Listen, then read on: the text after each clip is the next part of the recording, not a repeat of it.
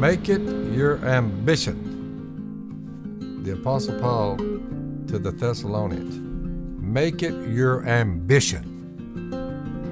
Make it your ambition, meaning this was your goal in life, to live a quiet life. Make it your ambition to live a quiet life. Mind your own business. Mind your own business. Work hard with your hands, doing something that's good, so that your life will win the respect of outsiders. And here's a key little phrase: so that you won't be dependent on anyone. What y'all saw this morning was a glimpse of a quiet life. If you go to the woods, it's quiet.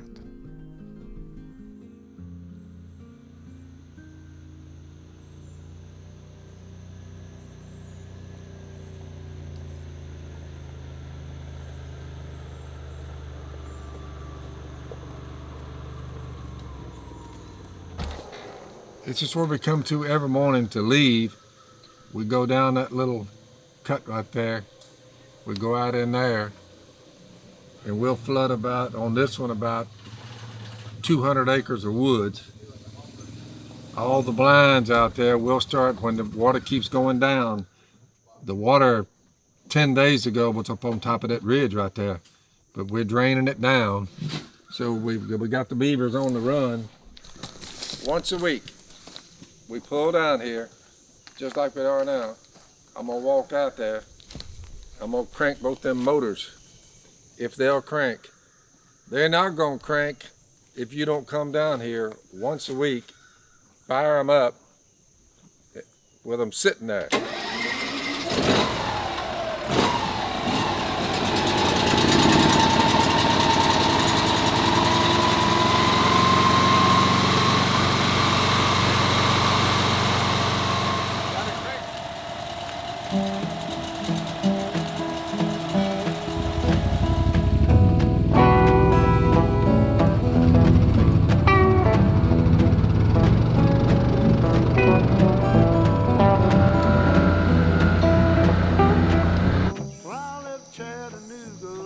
Two, 33, 34 feet. That right there will come up over 30 feet. I saw a big cottonmouth here yesterday. See that wire? That keeps the beavers from putting all that debris. See all this debris here? They pack that full, but if you put a wire there, they do it all on the front edge of it. Mayhaws.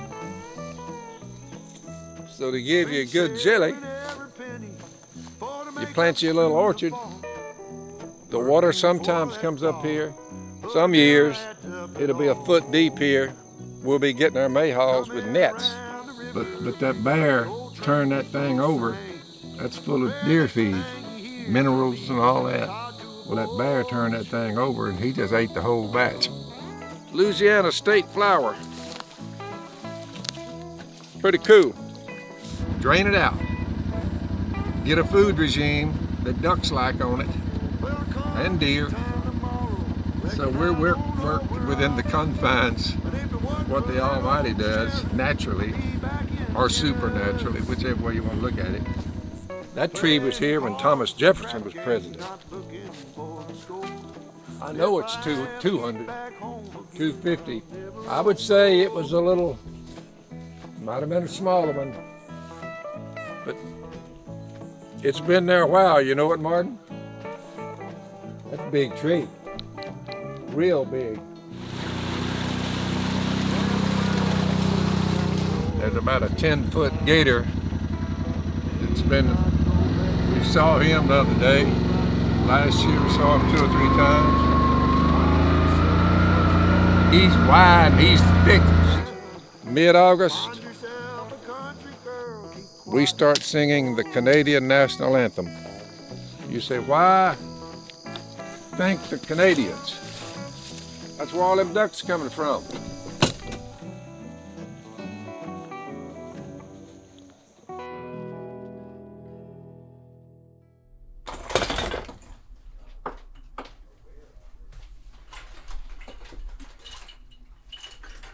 At the time,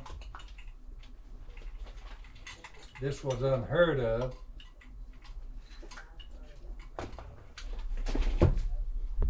So when I made the, excuse me, you say,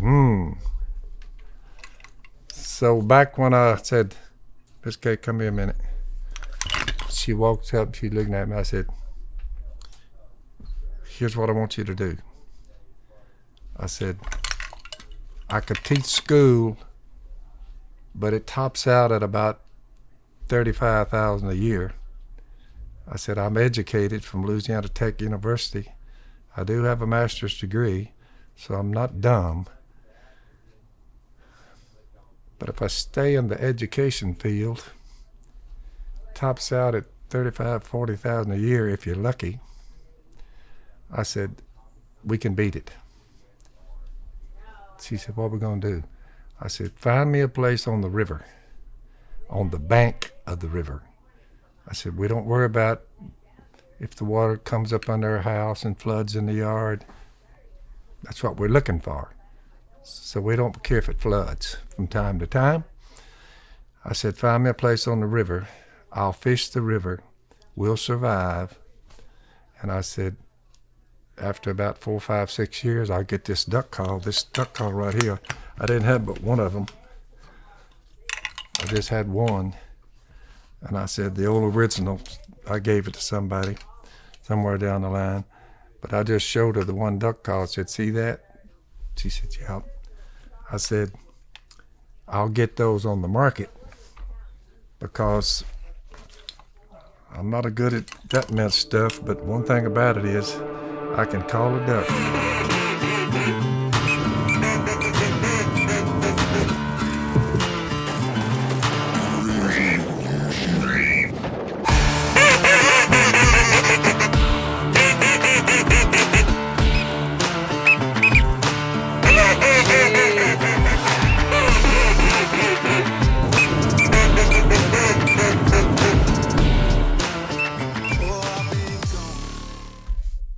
You could get a shot of that. There's me, there's our duck blind, 20 feet up in a cypress tree.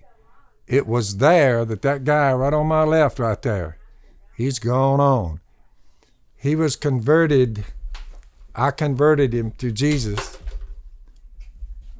2 months before he fell dead. And that guy on the far hard right there, right here on the right, Hook and Bull Thompson. In that blind, the one right next to me there is the one who said, Robertson, you got that duck call bill of yours. I never seen anybody call ducks like that. He said, you need to put that on the market. He said, I even got the name for it. I said, what are we going to call it? And he said, call it the Duck Commander. So my duck hunting buddy told me that in the duck blind one day. Fast forward after that, about 10 or 12 years, I told Miss Kay to get the place on the river. I'd fish, and when the duck call came out, Big Al and my buddies, I came to Jesus, as far as I know. I don't know whether they did or not, but the format usually was get drunk, get high, get laid, whatever. Just heathens. I hid out down here best I could, fishing the river. I got away from them. They showed up one day after a year or two after my conversion. And they said, let's go up the road. I said, I'm not going anywhere with y'all anymore. I'm done with the getting drunk and all that stuff. I said, I'm done. I said, the one y'all looking for, the Phil Robertson, he died and was buried. This is the new one. I was telling them about my baptism, but they was like, you did what? So they thought I was a lunatic. They leave. Big Al calls me up 12 years later after my conversion, and I ran him off out there in the yard. He comes back after 12 years via a phone call. Hello. He says, Robertson? I said, yep. He said, need to talk to you. I said, okay, I'm on my way. He lived in Arkansas. I drove to Arkansas, and he was an atheist his whole life. And he said, guess what the doctor told me? I said, what's that? He said I had an aneurysm near my heart that could explode at any second. Aneurysm, an artery bloomed up like that. I said, you're an atheist. Are you having doubts about your predicament? He said, I want to know how you made such a dramatic change. I said, fair enough. So I told him that God loved him. He died on the cross for the sins of the world. You got any sins, Big Al? I said, you got a few I know of, having run with you before. Oh yeah, I've got plenty of sins, he said. I said, well, we all full of sins and we're all gonna die. He said, I tell you what, take me down there and baptize me. And he said, I'm gonna follow Jesus on my own and take my chances with him. I said, with him, you got a locked up deal, eternal life. I said, God will seal you with his spirit. That'll help you there, Big Al. So I baptized him. 2 months later, he fell dead on the third baseline coaching baseball, big baseball coach. His family called me up and said, would you come do the funeral? I said, I noticed that everybody dresses pretty spiffy. I don't have a suit. So I don't know whether I need to be doing a funeral or not. I don't own a suit. I said, go get one, I guess. And they said, just come as you are. He requested that you come to his funeral. So I was able to tell a packed house that Big Al made it, cut it pretty thin, but he made it about 2 months.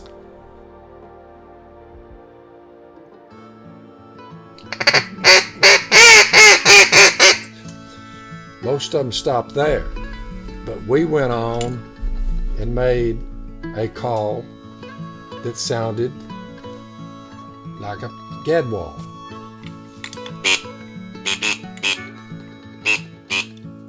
Gadwall, woody,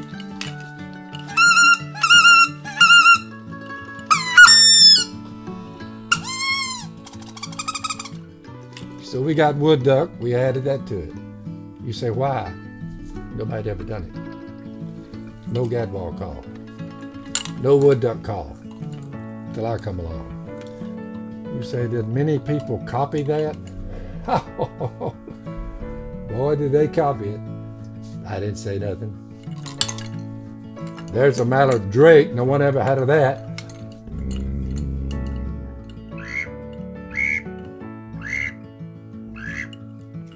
Mallard drake, because we didn't have one of them. So I put all these together and expanded the duck call world a little bit. First year sales, $8,000. Gross sales, $8,000. I said, Miss Kay, we're on a roll. She said, we're gonna starve to death. I was driving around to Walmart after Walmart after Walmart, and up into Arkansas, over into Texas, Mississippi. I'd make me a big loop. So I finally got 6 of them in a Walmart, and I thought, the next Walmart I drove to, I just showed them what that guy had said. I said, down there, I said, other Walmart, everybody's stocking these calls, you know, this is the hottest thing there is, man. I said, so, you know, how many you need? And he said, off the street? I said, Colonel Sanders started with 1 chicken. Somebody ate it and said, Colonel, that's good chicken there. I said, you had to start somewhere. I said, I need a few duck calls in Walmart. Y'all got a lot of traffic. Well, I started giving them, they'd started ordering 6 and 12 at a time, and I kept them going. Finally, the phone rang one day. Some guy said, "Are you Mr. Robertson?" I said, "Yeah." He said, "The one that builds the duck calls?" I said, "You got it." He said, "I'm trying to figure out how you're getting your product in the Walmart chain without going through me." I said, "Well, who are you?" He said, "I'm the buyer." I said, "So I'm supposed to go through you?" I said, "I had never heard of you." I said, "I just figured we'd put in a few around, you know." He said, "I looked at your numbers. You're doing pretty good." I said, "I had to start somewhere there." He said, "Come to see me." So I drove to Bentonville, and Walmart made us a national product. And we looked up, that's the TV show, Duck Dynasty. While the process is going on and we're barely making, $7,000, $8,000 the first year, 13, you're like, times are pretty hard. Well, we'd have to borrow some, meets the bank and whatever, we got to pay this back and all that. So we got these bills, and you're talking about living by faith. I mean, that was us. We just waited. I said, "Well, we're being blessed here." Kay said, "Well, we've got that bank note." I said, "How much is it?" And she said, "It's $600. I said, "Whew, when's that due?"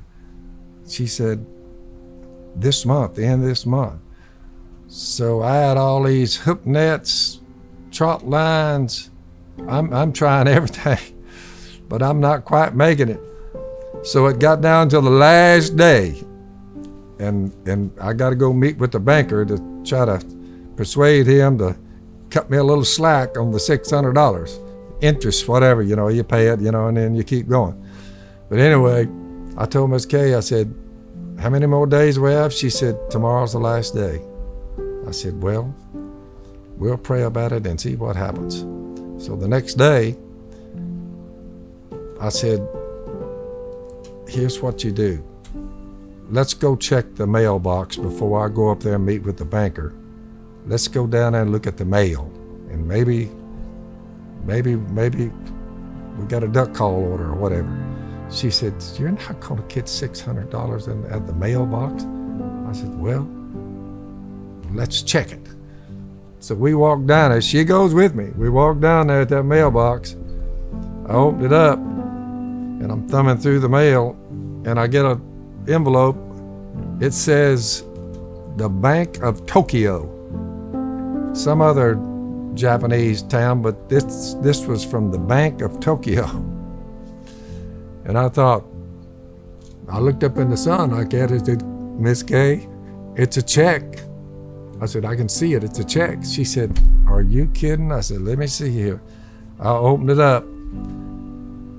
"We want order, we're paying in advance $610 for these duck calls.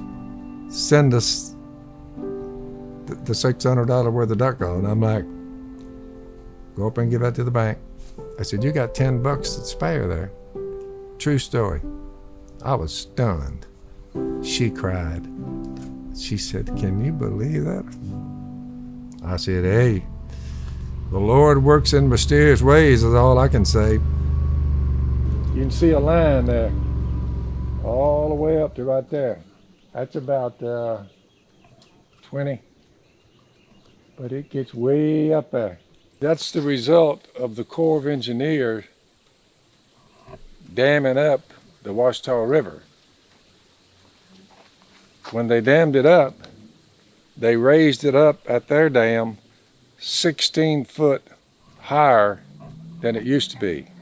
So much so that streams that usually were just dry creek beds like this, they put 16 feet of water, more water down here, about 10, 12 miles on the river.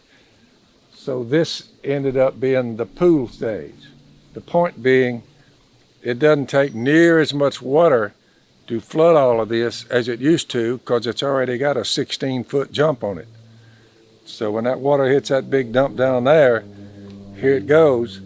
So from 21.2, the highest it's ever risen was in 91, I think, and it raised up 51.5.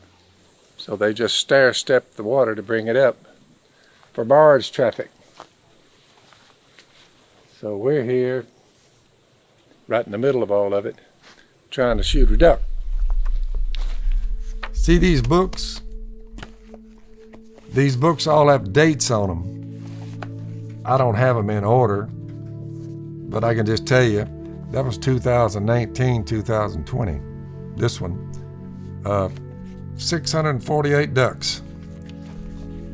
1998, 98, 99. Well, lo and behold, Martin, listen to this. 1,200. 98, 99. Pretty good year that year. So I've got charts. This is kind of like it's a tendency chart. You pick it up, November the 13th, 1998. That's 2022. You're like, pretty good a while ago, 14 years. November 13th, the opening day of duck season. Water spreading, rain in the last 3 days. 10 inches, something about that of water just above middle road. The water's rising and it's raining. First day of duck season, 12 woodies, 8 teal, 4 gadwall, 2 mallard, and 1 shoveler. 27. That's what we got. Next day, Sunday morning before church, 4 mallards, 3 gadwall, 2 woodies, 1 widgeon, and look out, 18 teal. I look and I write down the weather, the wind direction. Did we pump the water? Is it a dry year? Is it a wet year? Well, I put all those factors together. That's 1998, 99. There's 2019. There's 2008. 94, 95. These date back to the 80s. So if you just add all these together and you wrote down, was it a cloudy day or a clear day? Cloudy. I write down cloudy. Well, you look at all these charts and you say, add up all the cloudy days and see how many you got. And then add up all your clear days and see how many you got. Which is better, cloudy for ducks or clear? Well, you'll notice clear days are way better. Clear days are better. Clear days are better. Clear day. Wind direction. You say, what's the best wind direction from all your charts? Northwest. Northwest wind, you do better. They'll work better. Pretty amazing. You know what I'm saying? So you can probably see wind condition, weather condition, and take a pretty good guess on what you're going to get. That's right. Just keep life simple. Do what's right. God has given us this great planet to live on. We go around saying we got to save the planet, save the planet. Hebrews chapter 1 says he's going to do away with this. And we're going to be looking at another heaven and another earth, the home of righteousness. Peter said that, 2 Peter chapter 3, for you Bible buffs. But I keep life simple. I stay in the woods as much as I can, back and forth. We eat well. We love God and we love our neighbor. For the life of me, I cannot believe more people would not get on board with that. So that's just a few words from the riverbank down here in North Louisiana.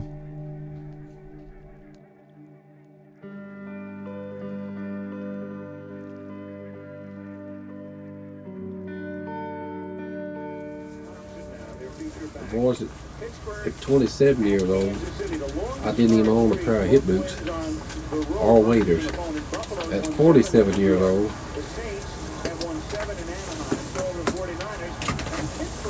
I'm watching TV, got a blind floor full of rounded ducks. Isn't it good fresh enough? Seeing who wins the ball game. You know what you call that, boys? You call that wise enough.